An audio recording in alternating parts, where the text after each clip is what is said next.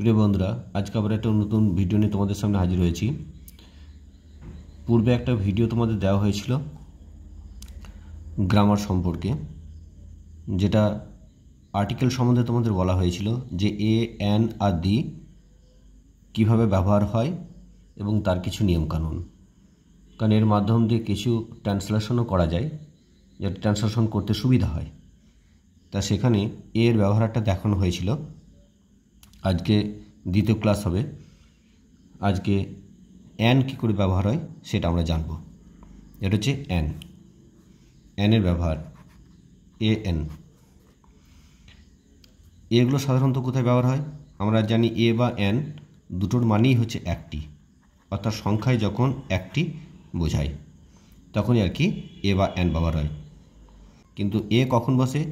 যে প্রথম ভিডিওতে তোমাদের বলা হয়েছিল যে এটা তখনই বসে যখন আর কি আমাদের এ থেকে জেড পর্যন্ত যে সমস্ত বর্ণগুলো আছে সেগুলো যখন কনসোনান্ট থাকে, তখনই কি হয়, একটি বোঝাতে তাদের আগে সেই সব নামের আগে আর কি সাধারণত এ ব্যবহার হয়।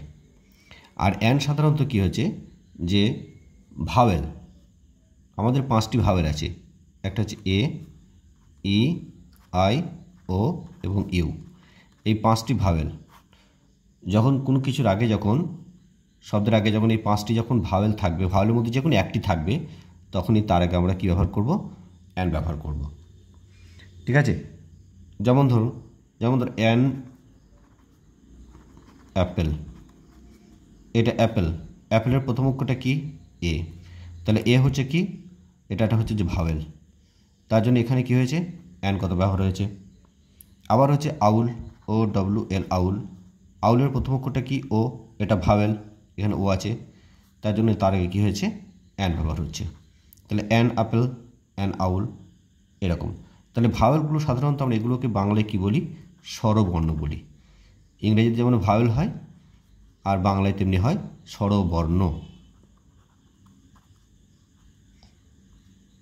অর্থাৎ যে বর্ণগুলো উচ্চারণের জন্য অন্য কারো আর কি সাহায্য, অন্য কোনো বর্ণের সাহায্য নেয় না, সেগুলোকে স্বরবর্ণ বলে। আর কনসোনেন্ট যেগুলোকে বলি, অর্থাৎ এ, ই, আই, ও, ইউ, এই 5টা অক্ষর বাদ দিয়ে বা বর্ণ বাদ দিয়ে ইংরেজি বর্ণমালার যতগুলো আর কি অক্ষর আছে বা বর্ণ আছে সেগুলি সবই হলো কনসোনেন্ট, অর্থাৎ ব্যঞ্জন বর্ণ। যখন কোনো ভাওয়েল আর কি কনসোনেন্টের মতো উচ্চারণ হবে তখন তার আগে কিন্তু এ বসবে। যেমন 1 টাকার নোট, 1 টাকার নোট যদি বলে, তাহলে 1 রুপি নোট, তাহলে 1 আর রুপি নোট। তাহলে 1 রুপি নোট বলতে 1-এর প্রথম অক্ষর কি?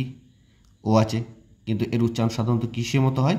কারণ এটা কিন্তু ভালো মতো উচ্চারণ হয় না, তার জন্য এখানে কী বসে? এ বসে। তার ইউনিভার্সিটি, UNIVERSITY, ইউনিভার্সিটি। এ কিন্তু ইউ উচ্চারণ হচ্ছে, ইউ থাকলেও উচ্চারণ কিন্তু ইউ, তার জন্য এ হচ্ছে। আর একটা জিনিস বলে দিই তোমাদের, যে ওয়া বা ইউ ভাওয়েল থাকলেও, ওয়া ভাওয়েল থাকলো আর কি, ওয়া এবং ইউ এর মতো উচ্চারণ হলে, ওয়া এবং ইউ এর মতো উচ্চারণ হলে সাধারণত সেই সব শব্দের আগে কী বসবে? এ বসবে। তাহলে এখানে ওয়ান আছে, তার প্রথম আসছে ওয়া, ও অন্তস্থ একার, ও অন্তস্থ একার ওয়া, তার জন্য এ বসেছে। আবার ইউনিভার্সিটি, তাহলে উচ্চারণ কী হচ্ছে? ইউ, হর্ষই হর্ষু ইউ, তার জন্য কী হচ্ছে? এখানে এ বসেছে। আবার কোনো কনসোনেন্টের উচ্চারণ যখন ভাওয়েলের মতো হয় তখন কিন্তু তার আগে কী বসে? অ্যান বসে। যেমন কনসোনেন্ট বলতে অ্যাকচুয়ালি সাধারণত আমরা কি বলবো, বিশেষ করে দুটো জিনিস হয়। একটা হচ্ছে যে mute H,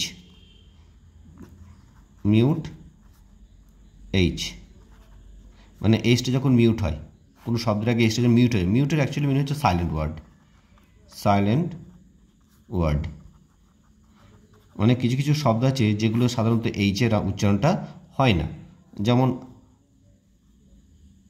hour, HOUR, hour, আমরা কখনই একে হাওয়ার বলবো না।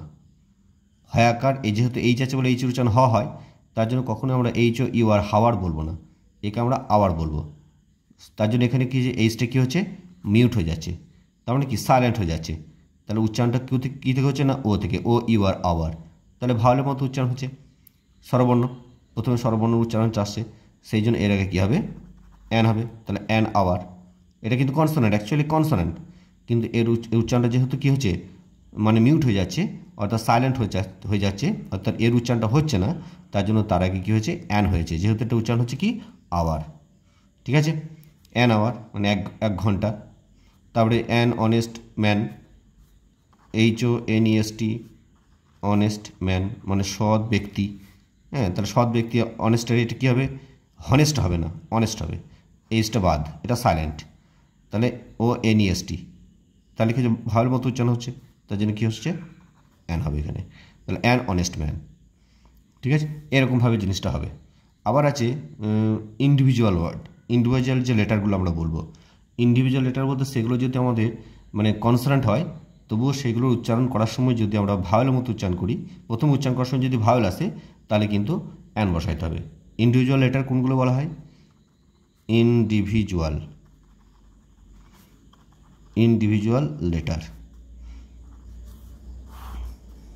ইন্ডিভিজুয়াল লেটার বলতে কীরকম, MAP ম্যাপ, তাহলে MARP এই তিনটে বর্ণকে নিয়ে হয়েছে একটা ওয়ার্ড হয়েছে, তখন কিন্তু এ ইন্ডিভিজুয়াল নয়, এই পুরোটাই কিন্তু একটাকে নিয়ে হয়েছে। কিন্তু শুধু যদি বলি যদি বলি MRA, MA, তাহলে এম প্রথম উচ্চারণ করতে গিয়ে কী হচ্ছে